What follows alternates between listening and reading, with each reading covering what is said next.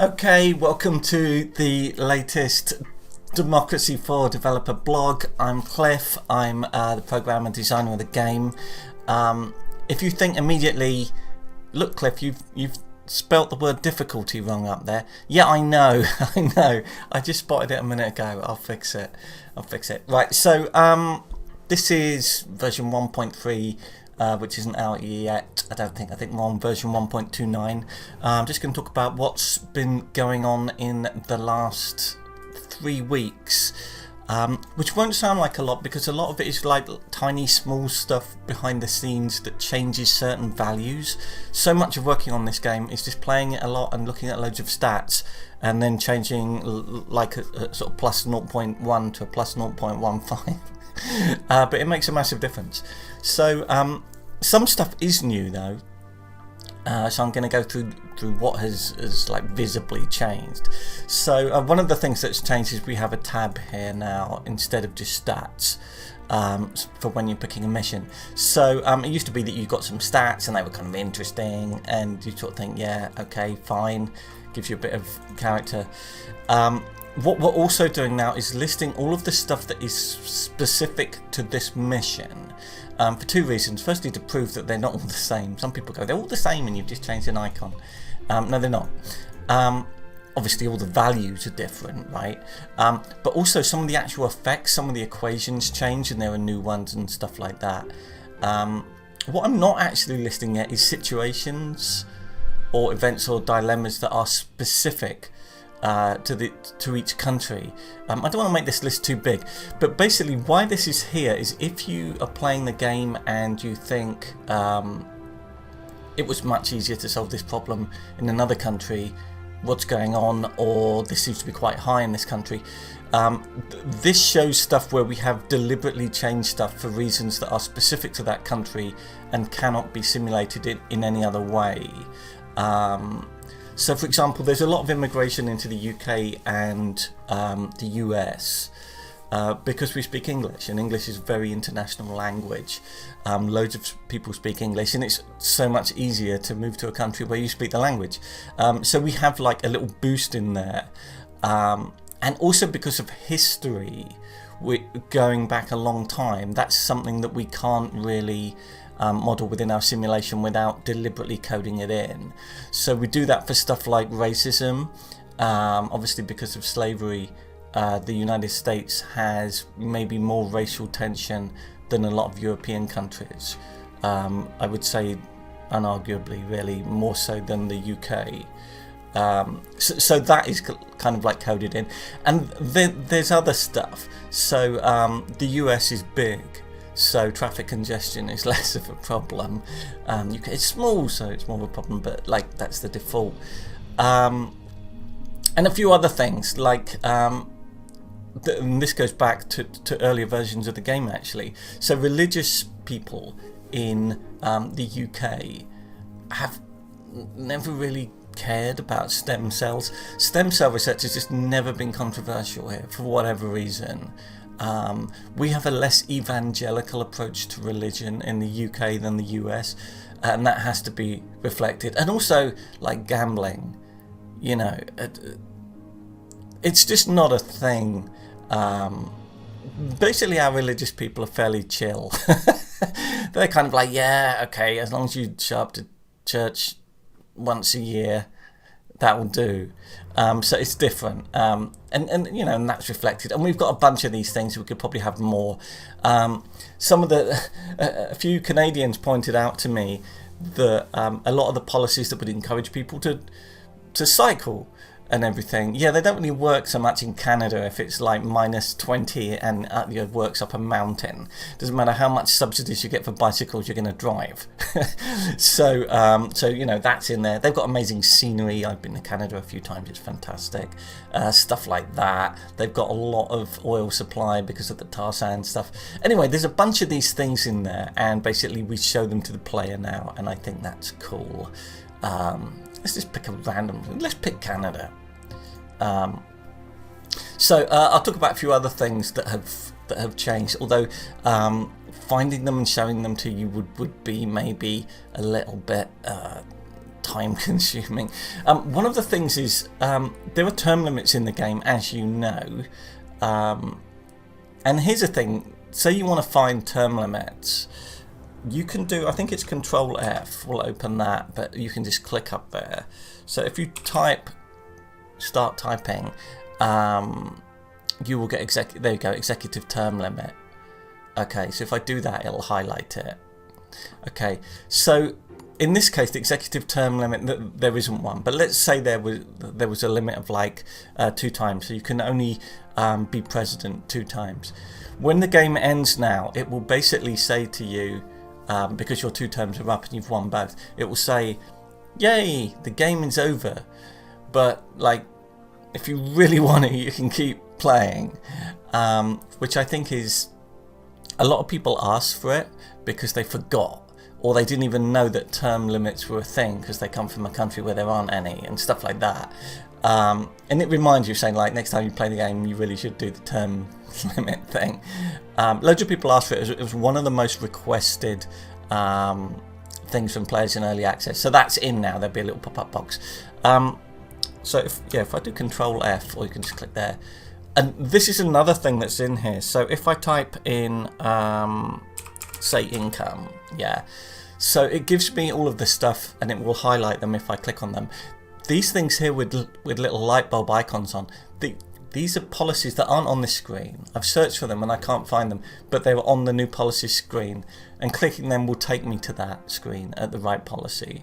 That's new. I'm rather proud of that. Anyway, so there you go. So universal basic income, you know, I've gone there through that. Talking of universal basic income, that and welfare fraud now affect bureaucracy.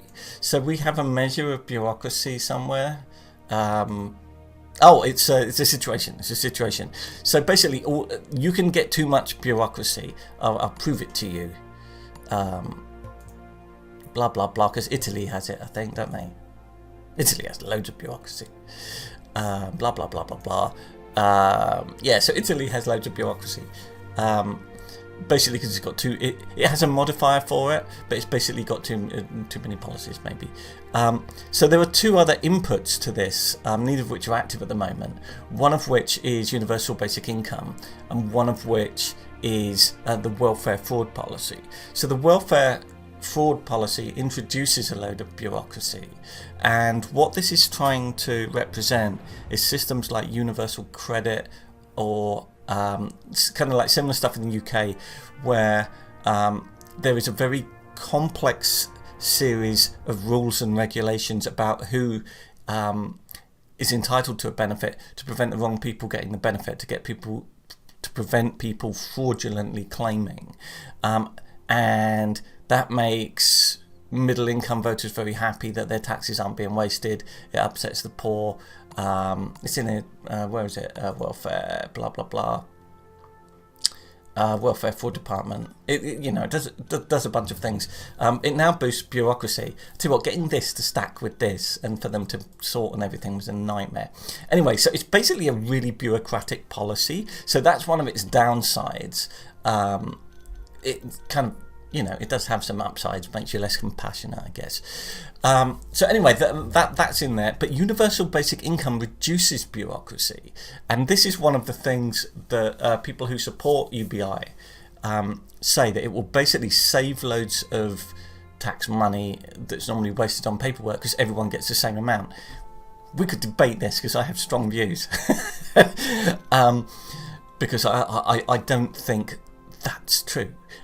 In practice, in the way it would actually be applied. But if you did want to do that, if you wanted to scrap loads of benefits and put UBI in the game, it will save you a load of bureaucracy. So arguably, if you're playing Italy, scrap loads of benefits and implement UBI, it may solve your bureaucracy problem.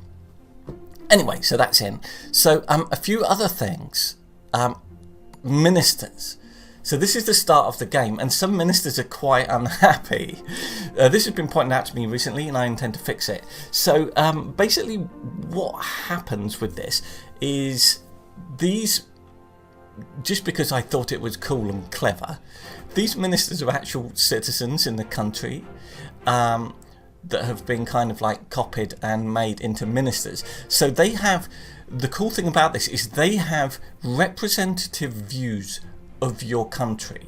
So if you keep playing and playing and playing the game and you turn it into an environmentalist, socialist, obsessive country, you'll find all the new ministers that crop up are environmentalists and socialists, because their views are influenced in the same way that citizens' views are influenced. It's kind of cool.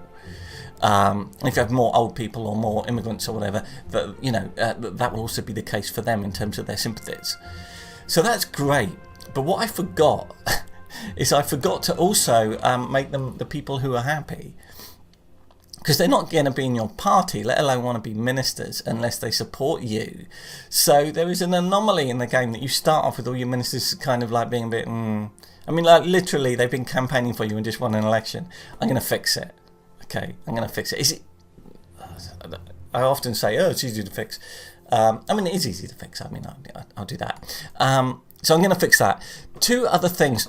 This screen, right? This is 60 frames a second, easy. Although it depends what YouTube's compression is like, I guess. This runs trivially on my amazing Amazeballs PC with a GeForce 2070.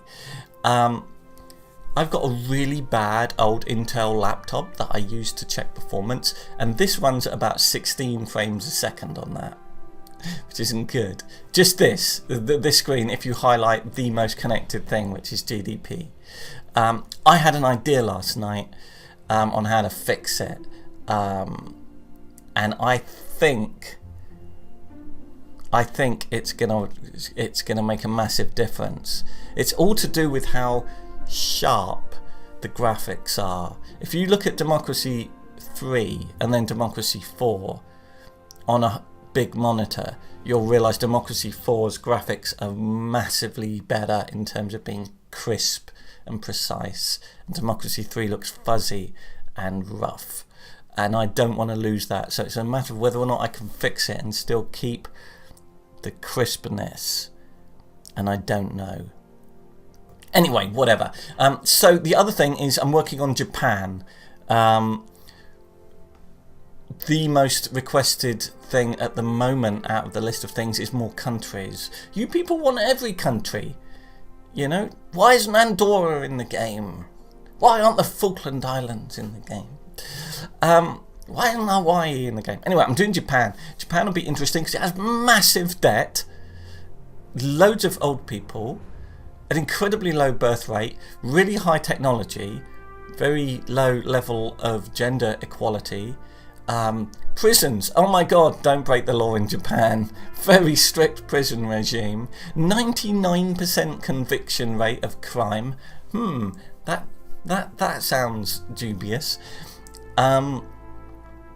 Monorails, well, you know, not monorails, but there's loads of interesting stuff about Japan. I've never been to Japan. I plan on going to Japan before I die. It's going to be great. So, yeah, I'm working on Japan. It'll take a while because I have to... There's a lot of work involved in putting a new country in the game, because every one of these policies you have to Google and find out whether or not they're active and how active they are in that country. And it's never simple. You never search for like packaging tax, so they go, yes, there's a packaging tax in country A.